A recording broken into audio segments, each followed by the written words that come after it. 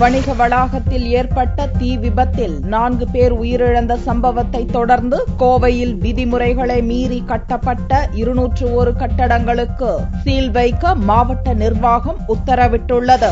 கோவை அவினாசி ரோட்டில் உள்ள ஒரு வணிக வளாகத்தில் கடந்த வியாழக்கிழமை ஏற்பட்ட தீ விபத்தில் 4 பெண்கள் உடல் கருகி உயிரிழந்தனர். இந்த சம்பவத்தை தொடர்ந்து மாவட்ட நிர்வாக அதிகாரிகள் நடத்திய விசாரணையில் வணிக வளாக கட்டடம் முறையான அனுமதியின்றியும் போதிய பாதுகாப்பு வசதிகள் இல்லாமலும் கட்டப்பட்டிருந்தது தெரியவந்தது.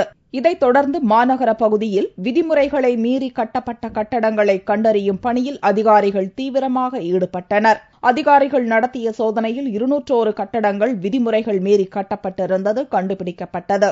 இதையடுத்து அந்த கட்டடங்களுக்கு சீல் வைக்க மாவட்ட கலெக்டர் கருணாகரன் உத்தரவிட்டார். விதிமீறல் கட்டிடங்கள் பள்ளிகள், கல்லூரிகள், மருத்துவமனைகள் நீங்களாக எந்தெந்த கட்டிடங்கள் வணிக கட்டிடங்கள் மற்றும் பொதுமக்கள் கூடக்கூடிய கட்டிடங்கள் என்ற கணக்கெடுப்பு செய்தில் 201 கட்டிடங்கள் இந்த விதிமீறல் கட்டிடங்கள் என்று கண்டறியப்பட்டுள்ளன.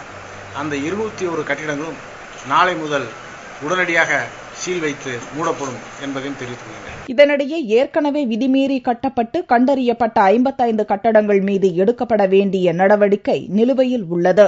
அந்த கட்டடங்கள் மீதும் உடனடி நடவடிக்கை எடுக்க மாநகராட்சி, வருவாய்த்துறை, தீயணைப்புத்துறை மற்றும் உள்ளூர் திட்டக்குழும அதிகாரிகள் அடங்கிய குழு அமைக்கப்பட்டுள்ளதாகவும் மாவட்ட நிர்வாகம் தெரிவித்துள்ளது.